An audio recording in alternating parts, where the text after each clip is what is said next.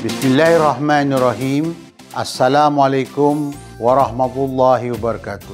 Salam Malaysia Madani dan salam koperasi. Alhamdulillah.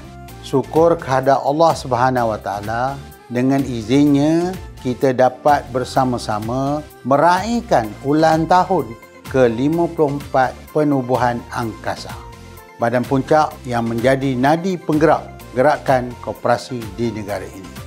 Angkasa telah melalui pelbagai fasa pembangunan dan cabaran sepanjang 5 dekad lebih perjalanan ini.